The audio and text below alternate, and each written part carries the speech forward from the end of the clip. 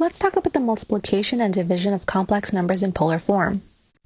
If we wanted to multiply two polar form numbers, all we really have to do is just multiply the two different r's and add the two different angles to give us the new angle for our product. And that would be the angle that goes inside of cosine and sine. For the division, what we can do with the r's is divide both of the r's by each other. And then in this case, we're going to subtract the two different angles from each other, and that would give us the new angle that goes inside of our cosine and sine. So let's try out an example. Let's say we wanted to multiply these two numbers that are in polar form.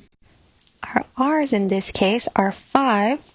Our first r is 5, and our second r is 8. So we can multiply 5 times 8.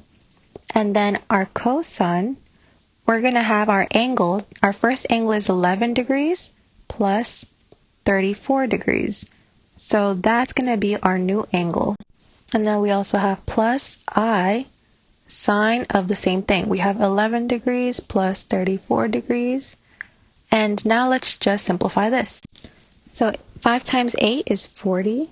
So we have that this is equal to 40 times cosine of 11 plus 34, that's 45 degrees, plus I sine of, again, 45 degrees. And we can evaluate the cosine and sine of 45 degrees. Cosine of 45 degrees is the square root of 2 over 2, if you guys remember, plus I, and sine of 45 degrees is also the square root of 2 over 2. So if we multiply 40 and distribute to both of these, one easy way of distributing would be by doing 40 divided by 2, because this is still, in a way, division. So you can do 40 divided by 2, and that is 20. So this would be 20 square root of 2, plus, again, 40 divided by 2 is 20 square root of 2, but we have the 20i square root of 2.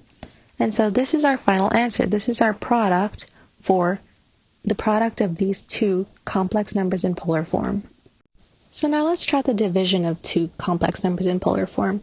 Remember that for the division, what we're going to want to do is divide the two r's. So our first r is 32 and our second r is 8. So we're going to divide 32 divided by 8 and then multiply that by the cosine of our first angle, which is pi over 4, and subtract it by our second angle, which is 7 pi over 12. And then we also have plus I sine of the same thing, of pi over 4 minus 7 pi over 4 over 12. So now let's just simplify this. So if we divide 32 divided by 8, we get 4. So this is equal to 4 times cosine of pi over 4 minus 7 pi over 12. This we can turn into the same denominator. So we can do 3 pi over 12 minus 7 pi over 12. And from here we can subtract. So this would be negative 4 pi over 12, which is just negative pi over 3. So inside the cosine, we have negative pi over 3 plus I sine of negative pi over 3.